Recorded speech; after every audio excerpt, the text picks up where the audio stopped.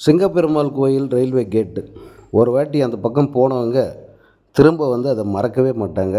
அந்தளவுக்கு ரொம்ப சோதனையான ஒரு ரயில்வே கேட் இது. மணிக்கணக்கில் காத்திருக்க வேண்டியிருக்கும் அந்த கேட்டை கடந்து போகிறதுக்கு. சிங்கப்பெருமாள் கோயிலிருந்து பாலூர் போகணும் அல்லது காஞ்சிபுரம் போகணும் அல்லது அந்த வழியில் இருக்கிற 30க்கும் மேற்பட்ட கிராமங்களுக்கு போகணும் அப்படின்னு சொன்னால் இந்த ரயில்வே கேட்டை கடந்து தான் போயாகணும். நிறைய ரயில்கள் தென் மாவட்டங்களுக்கு போகிற ரயில்கள் போகிற வழிங்கிறதுனால அடிக்கடி அந்த விரைவு ரயில்கள், அதே போல் புறநகர் ரயில்கள் இவை வந்துக்கிட்டே இருக்கும். இவற்றுக்காக அந்த கேட்டில் மணிக்கணக்கில் மக்கள் காத்திருப்பாங்க. போக்குவரத்து நெரிசல் எப்படின்னா, அங்கேருந்து கிட்டத்தட்ட இந்த பக்கம் அந்த பக்கம் 2 கிலோமீட்டர் தூரத்துக்கு வண்டிகள் நிற்கும்.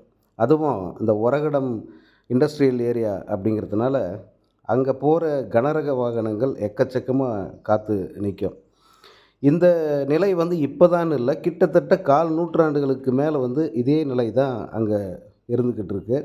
இதை எப்படியாவது மாற்றணும் அப்படிங்கிறதுக்காக பலரும் அங்கே ஒரு மேம்பாலம் வேணும் அப்படின்னு கோரிக்கை வச்சாங்க. ஆனால் அரசுகள் அந்த கோரிக்கைகளை பரிசீலிக்கிறேன்னு சொல்லிட்டு அப்படியே இருந்தாங்க.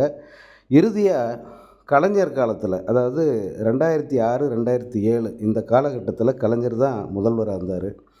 அந்த நேரத்தில் இந்த மேம்பாலத்துக்கான திட்டத்தை அவர் அறிவித்தார், நிதி ஒதுக்கினார். ஆனால் கிட்டத்தட்ட 16 ஆண்டுகள் ஆச்சு இந்த பாலம் கட்டி முடிக்க. இடையில் 10 ஆண்டு காலம் அதிமுக ஆட்சியில் கண்டுக்காமல் விட்டுட்டாங்க. மீண்டும் இந்த ஆட்சி திமுக ஆட்சி அமைந்த பிறகு வேக வேகமாக இந்த மேம்பாலம் கட்டப்பட்டு இன்றைக்கி திறப்பு விழா. இது கால் நூற்றாண்டு கால கனவு சிங்கப்பெருமாள் கோயில் ஜனங்களுக்கு இன்றைக்கி நனவாகி இருக்குது. இனி காத்திருக்க வேண்டியதில்லை. ரயில்வே கேட்டுக்காக நிற்காமல் அந்த மேம்பாலத்தை மகிழ்ச்சியோடு மக்கள் கடந்து செல்ல போகிறாங்க.